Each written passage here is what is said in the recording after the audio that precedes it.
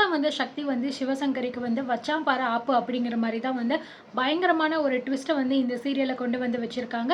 So அப்படி வந்து நம்ம சக்தி என்னதான் வந்து பண்ணாருங்க அப்படிங்கிறத தான் வந்து நம்ம அடுத்தடுத்து வந்து பார்க்க போறோங்க. உண்மையிலேயே பார்த்தீங்கன்னா, கயல் வந்து இவ்ளோ நாள் வரைக்குமே இவ்ளோ போல்டா எல்லாத்தையுமே வந்து ஹேண்டில் பண்ணிட்டு இருந்தாங்க. இப்போ அதே போல பார்த்தீங்க அப்படின்னா, நம்ம சக்தியுமே வந்து புதுசா இன்ட்ரோ பண்ணிருக்காங்க. ஸோ இந்த சக்தி வந்து ரொம்ப பெரிய விஷயங்கள் எல்லாமே அவ்ளோ அசால்ட்டா வந்து பண்ணிக்கிட்டு இருக்காங்க அப்படின்னு தான் சொல்லணுங்க. ஸோ அப்படி அவங்க என்ன விஷயம் பண்ணாங்க அப்படிங்கிறது தான் வந்து அடுத்தடுத்து நம்ம பார்த்து தெரிஞ்சுக்க போறோம். அண்ட் நம்ம சேனலை நீங்க இன்னும் சப்ஸ்கிரைப் பண்ணாம இருக்கீங்க அப்படின்னா, உடனே பண்ணிட்டு நம்மளுடைய வீடியோக்கு நீங்க லைக் பண்ணிட்டு ஷேர் பண்ணிக்கோங்க. ஸோ வாங்க இப்போ நம்ம வீடியோக்குள்ள போகலாங்க. இப்போ வந்து நம்மளுடைய கயல் பார்த்தீங்கன்னா, ரொம்பவே வந்து வருத்தத்தில உட்காந்துருக்காங்க. ஒரு பக்கம் வந்து நம்மளால வந்து மூர்த்தியோட லைஃப் வந்து ஸ்பாயில் ஆகிக்கிட்டு இருக்கு. ஏன்னா மூர்த்திக்கு ஆல்ரெடி வந்த ஆர்டர் எல்லாமே கேன்சல் ஆகிருக்கும்.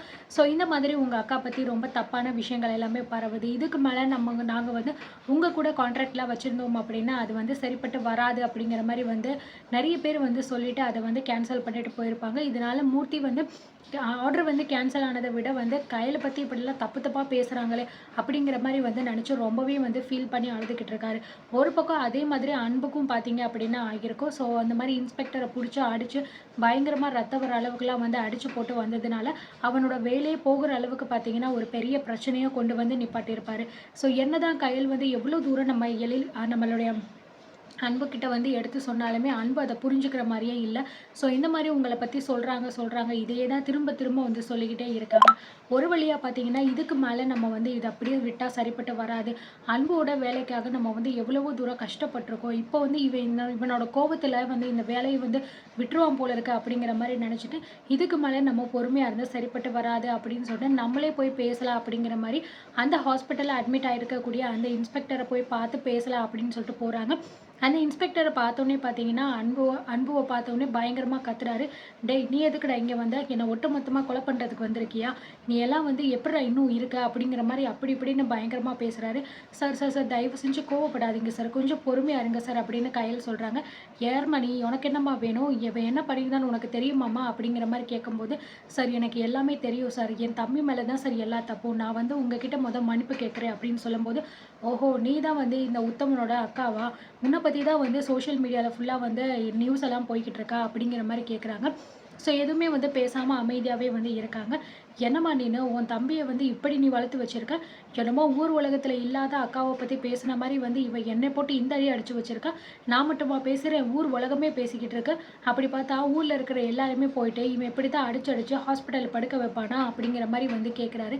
"ஐயோ சார்! அப்படிலாம் வந்து கிடையாது சார். அவனுக்கு என் மேல பாசம் கொஞ்சம் அதிகம். அந்த பாசத்துல தான் சார் இப்படியெல்லாம் வந்து பண்ணிட்டாரு. ஸோ இத வந்து நீங்க பெருசா எடுத்துக்காம தயவு செஞ்சு அவன மன்னிச்சிடுங்க சார்" அப்படிங்கிற மாரி சொல்லும்போது, "என்னது மன்னிப்பா? நான் எதுக்கும்மா இவனெல்லாம் வந்து மன்னிக்கணும்? இவன் என்ன அவ்ளோ சின்ன வேலையவா பார்த்து வச்சிருக்கான்?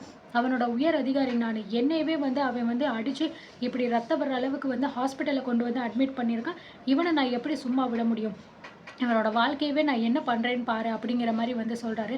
"சார் தயவு செஞ்சு நான் சொல்றத கேளுங்க சார். இந்த மாரிலாம் நீங்க வந்து பேசாதீங்க" அப்படிங்கிற மாரி கயல் வந்து சொல்றாங்க.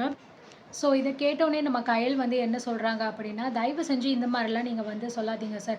இப்படிப்பட்ட ஒரு விஷயம் தான் சார் இப்ப என்னோட லைஃப்லயும் வந்து நடந்துகிட்டு இருக்கு.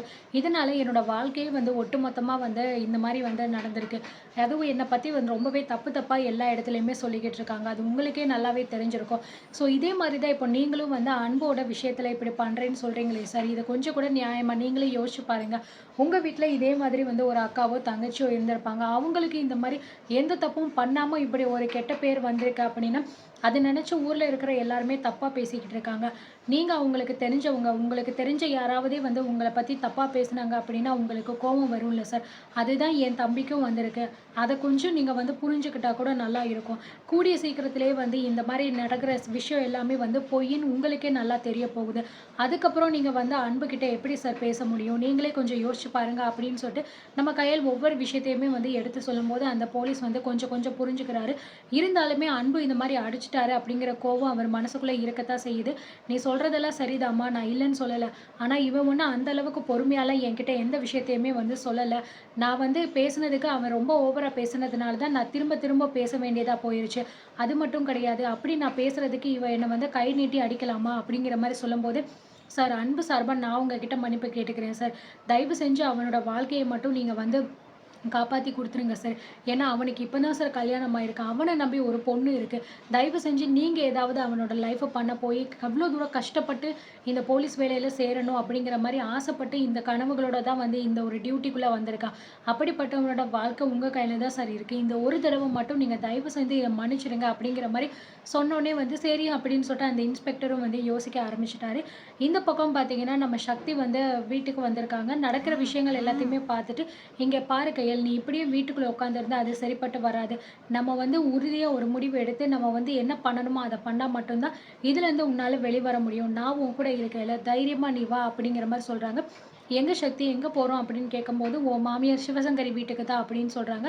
ஸோ எல்லாருமே கேட்குறாங்க, "இப்போ எதுக்கும்மா அங்க போகணும்? அங்க தான் ஏற்கனவே வந்து அவ்வளோ தூரம் வந்து கேவலப்படுத்தி இது பண்ணிக்கிட்டு இருக்காங்களே" அப்படின்னு சொல்லும்போது, "இங்க பாருங்க, நான் அதுக்காக நம்ம இப்படியே உட்காந்துக்கிட்டு இருந்தா அது சரிப்பட்டு வராது. யாரால நமக்கு இந்த பிரச்சனை ஆரம்பிச்சுச்சோ, அவங்க மூலமா தான் இத நம்ம முடிக்க முடியும். அதனால நீங்க எத பத்தியும் நெனச்சு ஃபீல் பண்ணாதீங்க. நான் இருக்கேன் கயல் கூட. நீ வா கயல் நம்ம போலாம்" அப்படின்னு சொல்லிட்டு 2 பேருமே கிளம்பி வந்து சிவசங்கரி வீட்டுக்கு போறாங்க. ஸோ அங்க போனோனே பார்த்தீங்கன்னா, தீபிகா வந்து அங்க உட்காந்துருக்காங்க. இவங்க 2 பேரையும் பார்த்தோனே, "என்ன ஆன்ட்டி நம்மள சுத்தி ஏதாவது ஒரு தீய சக்தி வந்துகிட்டே இருக்கு.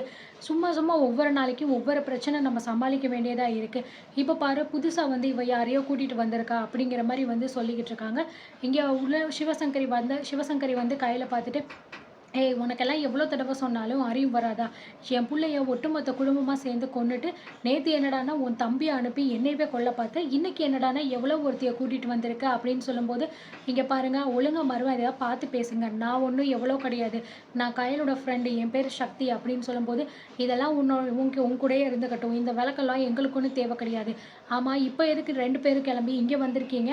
அப்படிங்கிற மாரி சொல்லும்போது, இந்த மாரி சக்தி சொல்றாங்க, "நீங்க தேவையில்லாம என் ஃப்ரெண்டு கயல் மேல வந்து அபாண்டமா பழி போட்டு தான் இதெல்லாம் நீங்க பண்ணியிருக்கீங்கன்னு எங்களுக்கு நல்லாவே தெரியும். நீங்களே உங்க வாயாலேயே நான் பண்ணது எல்லாமே வந்து தப்பு. நான் இந்த மாரி ஃபேக்கா தான் பண்ணியிருக்கேன் அப்படின்னு சொல்லிட்டீங்க அப்படின்னா, உங்களுக்கு நல்லா இருக்கும்." அப்படிங்கிற மாரி சக்தி சொல்லும்போது, "என்னடி ஆள கூட்டிட்டு வந்து மிரட்டுறியா?" "ஆமாண்டி. நான் தான் வந்து பொய்யா வந்து இந்த மாரி சோஷியல் மீடியால பரப்பி வச்சிருக்கேன். இப்ப அதுக்கு என்ன?" அப்படிங்கிற மாரி வந்து சிவசங்கரி பார்த்தீங்கன்னா, தன்னோட வாயாலேயே வந்து உளறிர்றாங்க. எதுக்காக நான் இப்படி சொல்றேன் அப்படின்னா, நம்ம சக்தி ரொம்பவே வந்து ஜீனியஸா இருப்பாங்க போல இருக்கு. ஒரு ஹிடன் கேமரா வந்து யாருக்கும் தெரியாம அவங்க வந்து வச்சிருக்காங்க. ஸோ சிவசங்கரிய வந்து தன்னோட வாயால மடக்கி அத வச்சு சொன்னா மட்டும் தான் வந்து சிவசங்கரி கேட்பாங்க அப்படின்னு சொல்லிட்டு பார்த்தீங்கன்னா, கரெக்ட்டா பிளான் பண்ணி வந்து இந்த மாரி வந்து நம்மளுடைய சக்தி வந்து மூவ் பண்ணியிருக்காங்க. ஸோ கரெக்ட்டா அதே மாதிரி பார்த்தீங்கன்னா, நம்ம சிவசங்கரியும் தன்னோட வாயாலேயே சொல்லிட்டாங்க. "ஆமா நான் வந்து பண்ணது பொய் தான். நான் பொய்யா தான் வந்து எல்லார்கிட்டயுமே இதெல்லாம் பரப்பி விட்டுருக்கேன்." அப்படிங்கிற மாரி வந்து சொல்றாங்க. அது மட்டும் இல்லாம வந்து, எழில் எங்க இருக்கான் அப்படிங்கிற விஷயம் கூட எனக்கு வந்து தெரியும். ஆனா, அது உன்கிட்ட சொல்லணும் அப்படிங்கிற அவசியம்லாம் எனக்கு இல்ல.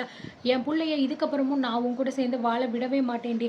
நீ எந்த எல்லைக்கு போனாலும் சரி, நான் அந்த எல்லையும் தாண்டி போய் உன்ன நான் அழிக்காம விடமாட்டேன். இந்த ஒரு விஷயத்துல இருந்து உன்னால வெளியில என்னைக்குமே வர முடியாது. உன்னால வெளியில தல காட்ட முடியுமான்னு பாருடி. உனக்கும் அந்த கௌதமுக்கும் எப்படி கனெக்ஷன் இருக்குன்னு நான் சொன்னது நல்லா இருக்கா? அப்படிங்கிற மாரி கேவலமா பேசுறாங்க.